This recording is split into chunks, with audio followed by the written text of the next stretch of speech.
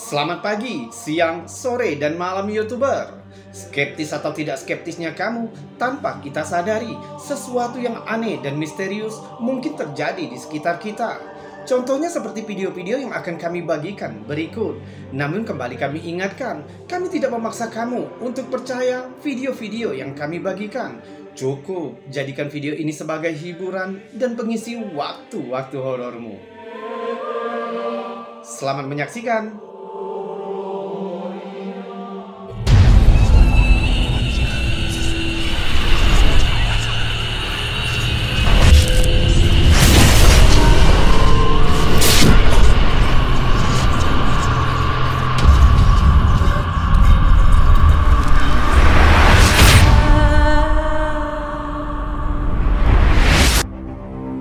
Pada suatu pagi di bulan September tahun 1994 di pedesaan Rua, Harare, Zimbabwe, terjadi sebuah insiden aneh.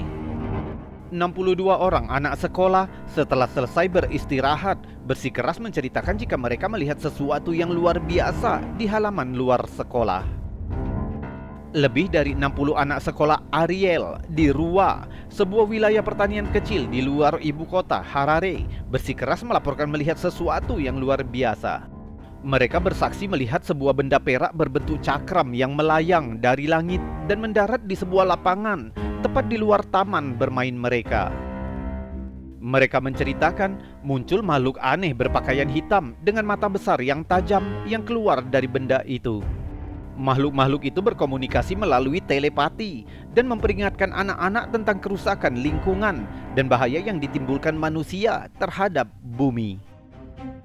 Kisah aneh ini menjadi salah satu topik UFO yang paling banyak diperdebatkan sepanjang sejarah. Kisah penampakan UFO di sekolah Ariel ini telah sama-sama menarik minat para pecinta UFO dan skeptis.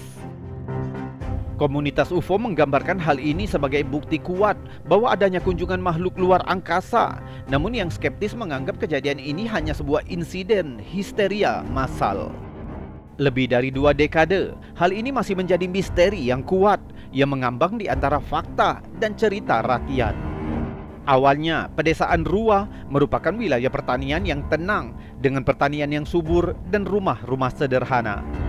Sekolah Ariel merupakan sekolah yang berbeda di daerah tersebut, yaitu sebuah lembaga swasta untuk anak-anak dari keluarga kaya, kebanyakan warga kulit putih Zimbabwe yang memiliki hubungan dengan Harare. Memiliki lingkungan sekolah yang terawat baik dengan berbagai kegiatan ekstrakurikuler, mulai dari kolam renang hingga lapangan tenis, mencerminkan sebuah sekolah yang bertaraf internasional. Sekolah itu dianggap sebagai tempat yang istimewa, tapi pada tanggal 16 September pagi hari, sesuatu merusak rutinitas di lingkungan yang terisolasi ini. Saat istirahat tengah hari, 62 anak yang berusia mulai dari 6 hingga 12 tahun mengalami pertemuan dengan hal yang sulit dijelaskan. Menurut cerita mereka, saat itu staf pengajar dewasa sedang berada di dalam ruangan untuk rapat. Saat itulah sekelompok dari mereka melihat satu atau lebih benda perak berbentuk cakram yang turun dari langit dan mendarat di sebuah lapangan di luar halaman sekolah. Peristiwa itu berlangsung selama sekitar 15 menit, tapi dampaknya akan terkenang selama beberapa dekade. Deskripsi anak-anak terhadap penampakan itu bervariasi, tapi intinya sama. Ada yang melihat banyak cakram yang melayang, tapi yang lain hanya melihat satu cakram. Sebagian besar menggambarkan sosok humanoid berpakaian hitam, tanpa rambut dan mata besar yang oval. Anak-anak itu mengklaim makhluk-makhluk itu berkomunikasi secara telepati dengan memberi pesan peringatan tentang perlakuan sembrono manusia terhadap bumi. Ketika anak-anak kembali ke dalam kelas, mereka menceritakan pertemuan itu dengan guru mereka, tapi sang guru menganggap mereka hanya berimajinasi. Tapi keresahan anak-anak tidak mereda. Malam itu, mereka menceritakan pengalaman itu kepada orang tua mereka, dan banyak dari orang tua anak-anak yang khawatir dengan konsistensi dan keyakinan mereka. Berita tentang insiden itu menyebar dengan cepat dan akhirnya terdengar oleh penyelidik UFO setempat yang bernama Cynthia Hein. Cynthia Hein adalah seorang editor di organisasi UFO Afro News dan merupakan perwakilan Afrika untuk jaringan UFO yang disebut MUFON. Selama beberapa hari di sekolah Ariel, dia mewawancarai anak-anak dalam kelompok kecil dan mengumpulkan gambar yang mereka buat tentang apa yang mereka lihat. It was at break time. Yeah? And then we saw something shining. Banyak dari sketsa gambarnya menggambarkan semacam piring terbang klasik, objek seperti cakram dengan kubah dan memiliki kaki untuk mendarat. You saw one UFO that's surrounded by little ones? Yeah, one big one. One spaceship. Yeah? Little ones around. Yeah, let me see. Let me see your drawing. One big one. One big ship and then small ones surrounding it. Gambar yang lain termasuk penampakan sosok humanoid dengan mata besar yang meresahkan. Dan ini beberapa gambar yang dibuat oleh anak-anak yang diwawancara.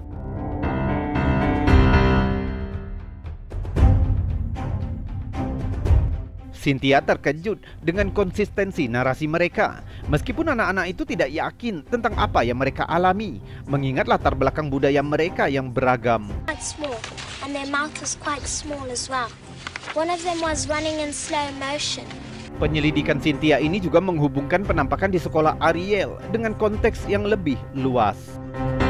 2 hari sebelum insiden itu, terlihat bola api seperti meteor yang melesat di langit malam Afrika Selatan.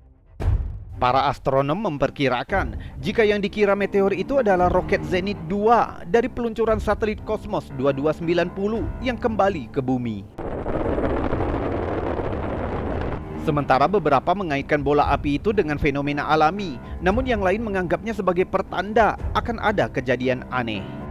Stasiun radio setempat dibanjiri laporan penampakan UFO di hari-hari menjelang insiden di sekolah Ariel yang menyebabkan kecemasan di wilayah tersebut. Cerita tersebut mendapat perhatian internasional. 2 bulan kemudian, Dr. John Mack, yaitu seorang psikiater dan penulis Harvard, segera melakukan perjalanan ke Zimbabwe. Dr. John Mack pernah membuat reputasi kontroversial karena penelitiannya tentang penculikan alien yang dia yakini sebagai pengalaman nyata yang menantang batas pemahaman manusia.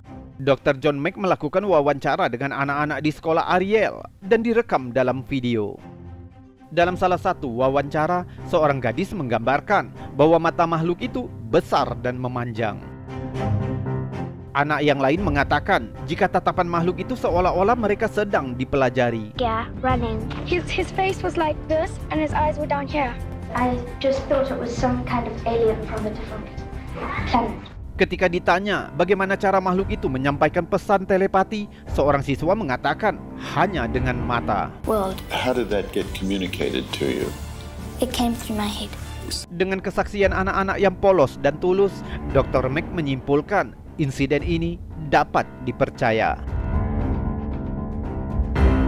Tapi keterlibatan Dr. Mack menuai kritik. Para skeptis berpendapat bahwa metode yang digunakan Dr. Mack tidak ilmiah. Mereka mengklaim bahwa kesaksian yang diberikan anak-anak mungkin hanya cerita khayalan. Terlebih lagi, Dr. Mack mewawancarai anak-anak itu setelah 2 bulan insiden itu terjadi, sehingga memiliki waktu untuk berdiskusi dan mungkin mengubah cerita mereka. Kritikus juga mengatakan bahwa laporan Cynthia Hein sebelumnya tidak menyebutkan tentang pesan telepati. I thought they were crazy just coming to our school doing nothing. And all I saw was something like silver coming down and I said... Para skeptis telah menawarkan penjelasan alternatif untuk insiden sekolah Ariel. Salah satunya adalah mungkin para siswa saat itu mengalami histeria massal, yaitu fenomena psikologis di mana sekelompok orang mengalami delusi atau kecemasan. Sebuah studi yang diterbitkan dalam Malawi Medical Journal mencatat bahwa kasus histeria massal sering terjadi di sekolah-sekolah Afrika karena dipicu oleh stres atau faktor budaya.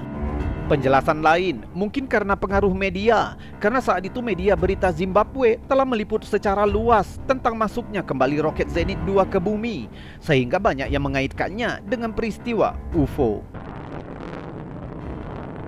Meskipun anak-anak sekolah Ariel digambarkan sebagai orang Afrika pedesaan, namun dalam beberapa laporan, sebenarnya mereka berasal dari keluarga kaya yang memiliki akses ke media modern.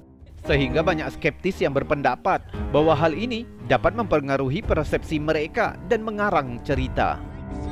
Para skeptis juga memperhatikan penyelidikan Cynthia Hein. mereka menganggap cara Cynthia mewawancarai anak-anak dalam kelompok kecil adalah cara yang salah. Karena menurut mereka itu memungkinkan anak lain mendengarkan cerita temannya lalu menyambung kisah sendiri sehingga menyebabkan silang cerita. Meskipun ada kontroversi dan interpretasi yang bertentangan, insiden UFO sekolah Ariel tetap menjadi misteri abadi. Beberapa anak yang sekarang sudah dewasa terus mendukung cerita mereka. Something that I'll never ever forget. Para saksi telah berbicara tentang dampak yang mendalam dari peristiwa itu terhadap kehidupan mereka. I feel so alone in society. Dalam satu wawancara, seorang mantan siswa mengaku hidup dalam ketakutan. Dia takut jika makhluk itu akan kembali. Dia mengaku memiliki kemampuan untuk merasakan kehadiran mereka. Kasus ini akhirnya diangkat ke dalam sebuah film dokumenter oleh Randall Nickerson yang berjudul Ariel Phenomenon, yang menampilkan wawancara dengan mantan siswa dan rekaman dari arsip Dr. John Mack. Hal ini telah menghidupkan kembali minat publik, tapi banyak yang menyoroti dampak emosional yang ditimbulkan dari insiden tersebut pada mereka yang terlibat. There was a message about pollution from the way he was staring. Seperti banyak kasus UFO lainnya, kebenaran tentang yang terjadi di sekolah Ariel kemungkinan akan tetap sulit dipahami. Tapi kisah anak-anak yang terperinci dan konsisten ditambah dengan kepolosan emosional mereka tampaknya menyisakan ruang untuk ribuan pertanyaan. Tapi bagi anak-anak yang mengalaminya, peristiwa itu menjadi salah satu kisah UFO paling luar biasa di abad ke-20. Akhirnya, pertemuan alien di sekolah Ariel menantang kita untuk menghadapi asumsi kita tentang realitas yang tidak diketahui. Apakah itu hanya kasus histeria massal, tipuan, atau sebuah pertemuan dengan sesuatu di luar pemahaman kita? Kisah ini berfungsi sebagai pengingat akan ketertarikan manusia dengan hal-hal yang misterius dan tidak dapat dijelaskan. Something that I'll never ever forget. You feel so alone in society. Would you like to see him again? Yes. And if you saw him again, what would you do? I'll ask him some questions. What would you like to ask him? I'll ask him what is he doing on Earth and what does he want with us.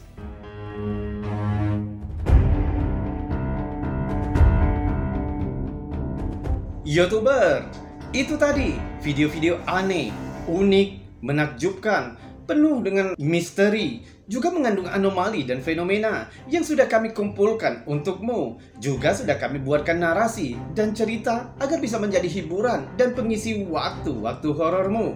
Untuk saat ini, kita sudahkan dulu videonya sampai di sini. Kita berjumpa lagi di lain kesempatan dan saya Robby undur diri. Salam anomali.